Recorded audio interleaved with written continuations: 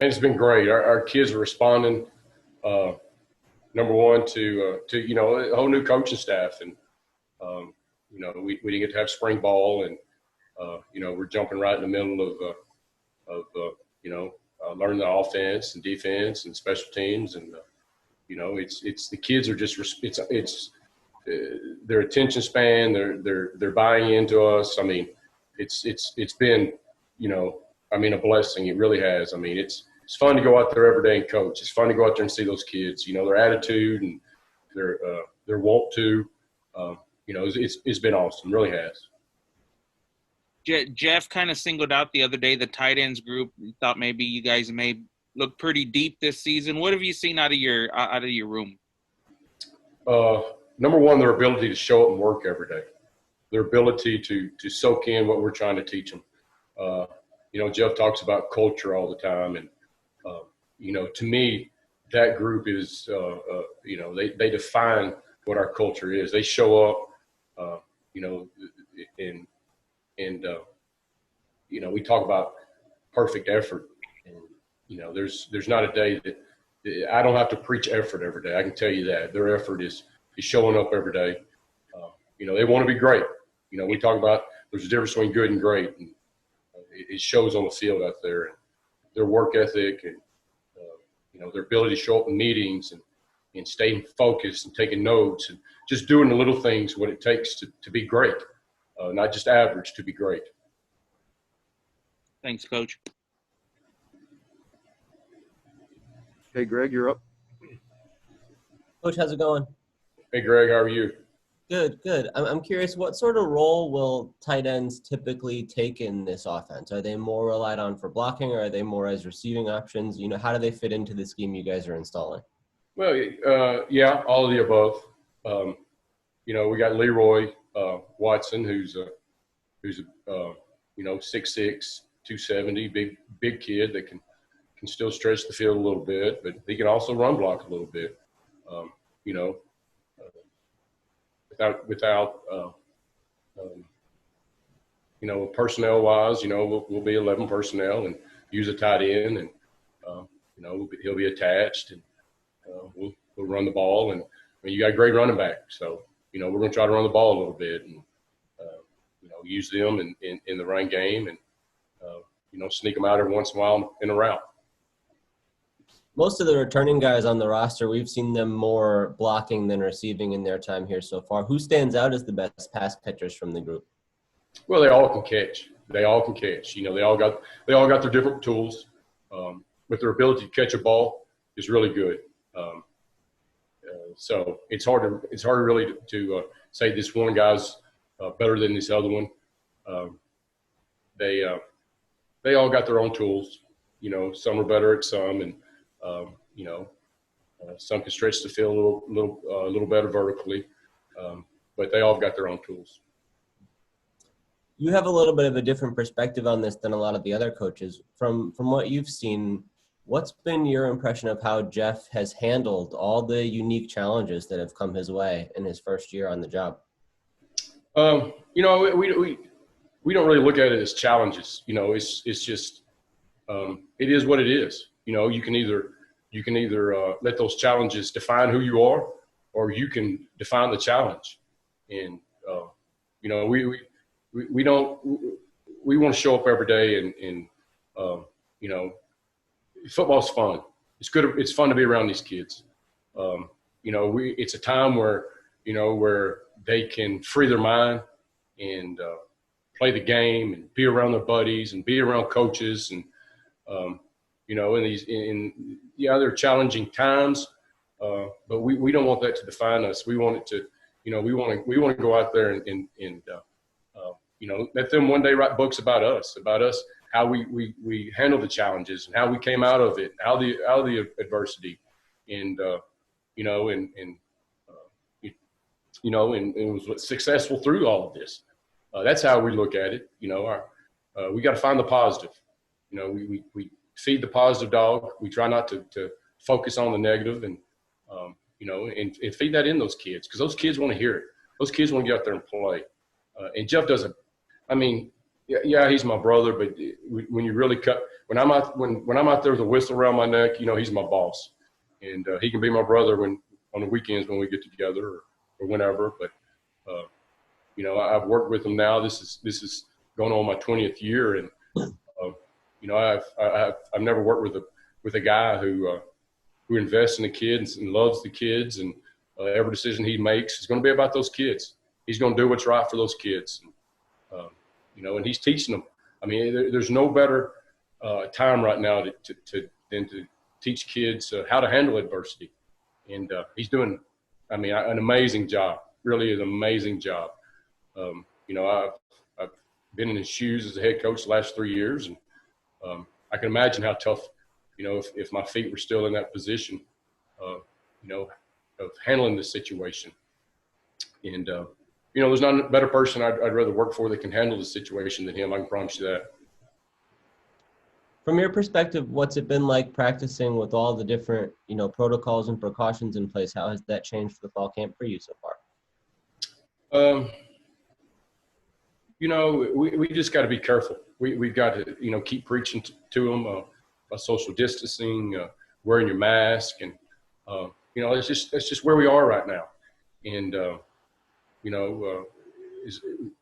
we've got to help support them and make sure that we want to play football. We want to get out there and play, and anything we can do to make sure these kids are safe, we are doing. From our support staff to Nick Turner to those dudes. I mean, the job they're doing. There's no playbook for this. There's nothing. There's not this has never happened before. So we're writing playbooks right now on how to handle this adversities. When it's all over with, we're going to look at it and we're going to grow from it from somewhere. I can promise you there's growth in here somewhere. And we got to focus on that and keeping the kids healthy and keeping them safe. And, our protocols that we have in and the way that we take care of these kids, it's safety first out there first. Do you personally feel 100% safe going through the season, or do you have any concerns looking ahead? No, I don't have any concerns at all. Number one, I know the people that are in control of this are making sure that we're safe, make sure we're handling things right. And we're learning from this. There's every day, you're learning something. But as long as you understand the situation and how to handle it and stay in your bubble and wear your mask and stay 6 feet away from people and handle the situation the right way, we're going to be kicking this thing off here in a couple of weeks. Got it. Thanks, Coach. You're welcome. All right. Thanks, guys. We'll get Coach Traylor in there. Thanks, man.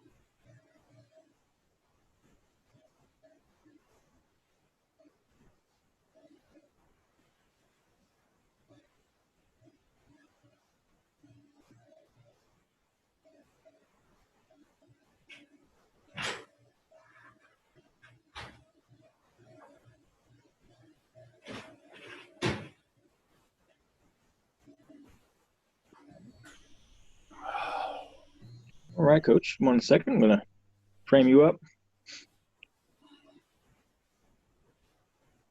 Okay. Go ahead and give me just a quick 10 count. Make sure your audio sounds good. 1, 2, 3, 4, 5, 6, 7, 8, 9, 10. It's good to me. All right, I'm gonna mute myself, Kyle. All right, we'll open it up for questions for Coach Traylor. Chase, you are our first. JJ, you're on deck. Good morning, Coach. What's up? Not much. Hey, yesterday you guys announced your game against SFA. Just number one, being an East Texas guy, how excited are you for that matchup? Well, I graduated from there. That's where I met my wife. She graduated from there as well. We both got our masters from there. My mom and dad both got their masters from there. My baby brother graduated from there. So yeah, that's pretty awesome. Pretty cool how that all worked out. And Colby does a great job, and that'll be a fun game. We have no idea what the fan attendance or anything, if there will be fans at that game, but for you guys to at least get a home game before September 26th, how important is that for this team? Well, I can't wait to get in there just once with my team. So yeah, we're excited to get a game scheduled, and it looks like we open up probably against Texas State on the 12th. So we're glad to see we're starting to get some of this stuff in order, and get some kids some excitement, and makes them feel like all this work they've been doing, they're going to get the benefit from it. And kind of adding to what you just said about assuming that Texas State game is on the 12th, or the opener is on the 12th, does that mean that you guys aren't looking to fill that September 5th, 8th at this point anymore? We feel pretty confident from the 12th on. We'll have a 12-game schedule. We're just waiting for some signatures before we can go public with that. Excellent. Thank you. All right, JJ, you're up. Coach, what have you heard from the conference as far as, revising the conference portion of the schedule? I'm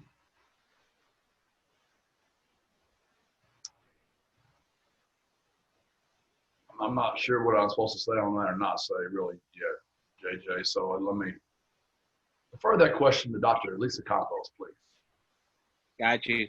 And then, so I guess as you continue to prepare for, the upcoming season and get through this fall camp, I notice you guys have a trust the process motto going this week. What does that mean? Trust the process to us really means, first, the word trust is very important to us. We define trust as truth over time. And the more we're together, more opportunities we have to speak truth into each other. Doesn't mean you're always hearing what you want to hear, but somebody speaking truth into your life. Basically, controlling the things you can control and not spending a moment's time worrying about things you can't control. And we've been studying Muhammad Ali this week as our example of somebody that trusted the process, and just how, his whole journey from Cassius Clay to Muhammad Ali to being a guy that was so controversial in the 60s to being so revered as he passed away. And that's kind of been our example we've been using in that. How have the kids taken to, some of these real life examples you've been setting in front of them? That's an interesting, I guess, analogy with Muhammad Ali there. How have they kind of picked that up and ran with it? Well, we love to watch boxing. So we watched the George Foreman fight yesterday, Joe Frazier fight. We looked at him when he was won his Olympic gold medals. We've been doing a lot of that kind of stuff. It's just a nice way to get your mind off the camp, but at the same time, still reinforcing some of our culture beliefs. And you'll have to ask those guys, but the mood of the room seems pretty electric every time we watch the video with him. Thanks, Coach. Greg, you're up. Jeff, as you guys are, getting these games announced, like Stephen F. Austin and some of the other ones are coming together behind the scenes, is there a peace of mind that's building with you, just that this is starting to come together and be more solidified than it was a couple weeks ago? We've been through this, Greg, all of us, it seems like, together. So we all know how fast things can change. This thing is, I literally have just gone one day at a time. Am I getting more excited each day, Greg? Yes, there's no doubt I am. But I'm also very, very conscious that our kids have to maintain wearing our masks, social distancing. Because when we test, if we get a bunch of positives, it's not going to be good. There's contact tracing involved as well. So we had to treat everybody we run into as if they have it. That's just a terrible way to live, but it's what we have to do right now to get to play football. The development in the last couple of days was the Division I Council recommended that fall sports student athletes can play any number of contests without using a year of eligibility. What was your reaction to that decision? How do you feel about that prospect going forward? There'll have to be a whole lot more. That's an easy statement to make, but there's going to have to be a lot more discussed about that than just a blanket statement like that. There's just a whole lot more to that simple sentence. That's going to have to be spend a lot of time expanding upon. I imagine like with scholarships and roster limits and all that kind of stuff. Right. I mean, that's a pretty blanket statement with a lot of what word am I looking for? There are a lot of maybe unintended consequences that come with easy blanket statements. We just a second ago got done talking to your brother Kurt. You know, what's it been like working with him through this process? Has it been nice to have kind of a family person there? Is it just like any other assistant coach, or how's that dynamic been? Yeah, we have a unique ability to be able to do that. And we've just done it so long together. We were assistants together at Jacksonville. And then we worked together at Gilman when I was the head coach. And now we're together again. Him being a head coach for those 3 years in Tyler helped him gain a much deeper perspective of the things I have to deal with. As many former head coaches you can get on your staff that will be loyal to you, you can't ever have enough of those kind of guys because those guys really know the things I had to deal with. And it's always nice also where everybody's loyal. That's just part of this business. But when the guy's got the same last name as you, it probably lets everybody know where the loyalty stands. Got it. Thanks. Thank you. All right, Hector, you're up.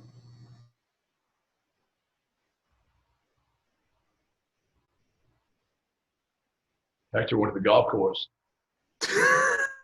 Either that or I was muted this entire time. Apologies. Morning, Coach. Good morning, Hector. Hey, real quick, I come with specific instructions from Brian Houston to make sure that we take care of you. Yeah, he just loves me because I helped him start that business of his. It's killing it right now. He's a good dude, does a great job. Dear friend. I'll be that guy, Coach, today. Just a couple of days ago, you talked about the quarterback competition and being close. I don't suppose that a day and a half later or 2 days later, whatever we are, you have a starting quarterback. No, after scale today, we might just run the ball every snap. We weren't as good today as we have been. Some receiver drops, running back drop. It wasn't all quarterback play. But today was one of our least. We have been getting better every day. This is one of the days. Kind of take a step back. I don't know if it's mental, physical, heat. I don't know. But tomorrow's a big day. Scrimmage number 2, full padded workout, and we got to let today go and watch the video here in a little bit. It's one of my favorite sayings. It's never as bad as you think. It's never as good as either. So it's probably not as bad as I'm thinking it was today. We'll go in there and watch it, grade it, probably a few things, get cleaned up. We'll know more tomorrow. So that we stop hounding you, you just want to, I guess, when the availability after you choose a quarterback, you just want to say, guys, here we go. The starting quarterback will be, just so you don't have to deal with the constant questions anymore? I don't mind. I've always understood that you guys have a job to do, and I also understand that I have a job, and protecting information is part of my job, but also giving you guys enough information for you to do your job is very important too. And I've done this long enough. I understand the give and the take with both. We really just don't know right now, and I'm not even trying to be coy. We're just don't know. We want to make that decision 2 weeks before we play, and it looks like our opener is going to be September the 12th. So we're starting to get a little bit of a time frame when we're going to communicate with players and families and let them know the decision we've gone with. Along those lines, Coach, you mentioned earlier that you're waiting on some signatures, and so you can't comment on the 12-game schedule as a whole just yet. But per the report that came out yesterday from Stadium that says that BYU is now one of the games, are you in a position to comment on that reported game? No, sir, I'm not. I'm sorry. I would love to. I'd like to announce all 12 of them today. Trust me, I'm in contact with the powers that be to let them know, my players, media, recruits, families.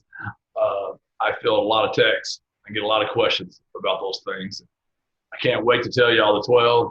So, and the quarterback, that'll take care of a lot of things. Then we can start talking about, the wins and the losses. Hopefully more of the wins than the losses. Sorry, thank you. All right, anything else for Coach? All right, thanks, guys. And thank you. Have a great weekend. We'll get Leroy in there for you shortly here.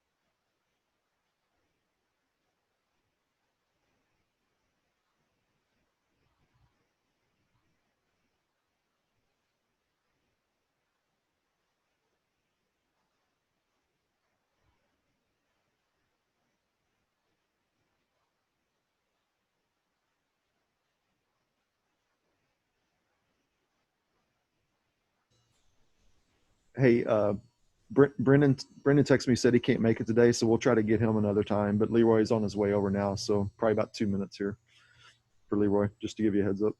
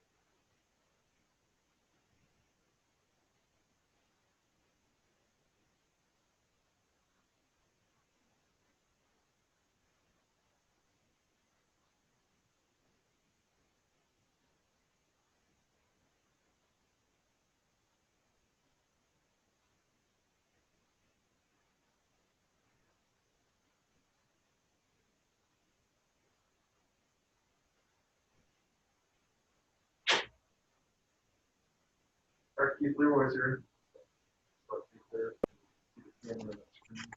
All right. And go frame your shot. Give me 1 second. I'm gonna just reposition your camera. Yes, sir. Can you take like a half step backwards towards the backdrop? Yeah, thank you. A little taller, so I'm trying to not get the top of it. All right. Go ahead and just kind of count to 10. That way I can kind of make sure your audio sounds good. 1, 2, 3, 4, 5, 6, 7, 8, 9, 10. I believe you're good. Give me a second. I'm going to go ahead and mute my mic. Kyle's all you. All right, we'll take questions for Leroy Watson. JJ, you are up first. Hey, Leroy, how's it going? Pretty good. What's going on, JJ? Not a whole lot. Thanks for joining us today. How's you guys about 2 weeks into fall camp? How are things going overall? Pretty good. We're just all staying together and working, trying to get there. What's it been like working with the new coaching staff, and how are some of those how are some of the changes look in the offense? It's a really good staff being led by Coach Lunny. He's doing a fantastic job. He's actually listening to his personnel and putting us in the best position to win. What's it been like working in that tight ends room with Coach Traylor? It's great with Coach Traylor and Coach Burke. They're both like a dynamic duo. We bounce off each other a lot. They're pretty smart and pretty knowledgeable, so we get a lot of information. Yeah, you guys got a lot of depth in that room. How are some of those new guys looking? They look great. Unlike most of the rooms I've been in tight end, we're top to bottom pretty stacked. Going from Allen to Miles that just joined the group, Jake to Dan Bishop, like they're all pretty stout and a lot better than I was when I first came in.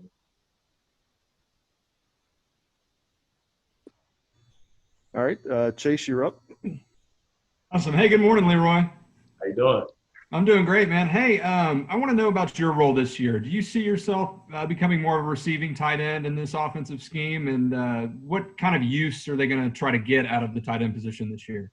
The tight end, most like last year, we do everything. We try to go all across the field, whatever formations, personnel, however we can. We try to win. Me personally, I've never really affected by if I'm run blocking or passing, as long as it's a W in that last column. Is there something that you love more than the other, or is it kind of equal? Do you love blocking? Do you love receiving? Do you just love it? I love blocking. I love receiving, but I love winning way more. Winning is what it's all about, right? Sure. Coach Lunny, coming over from Arkansas, he has had a lot of success with tight ends. I know he's the offensive coordinator and Coach Traylor's your position coach, but seeing that he kind of groomed Hunter Henry into the player he is, did that excite you when you saw him coming over? Oh, absolutely. It's just another opportunity for a very successful coach to mold me into a better player. And what goals are you setting for yourself this upcoming season? What do you personally want to achieve? Personally, I want to continue to lead and get this team to where it needs to be, and aspirations after that, we'll see how it goes. And you kind of see the schedule slowly but surely getting filled out. You guys had a game against Stephen F. Austin yesterday. How much confidence does that give you right now? There's been so much unknown, but now you're starting to see it maybe starting to look like this is going to happen.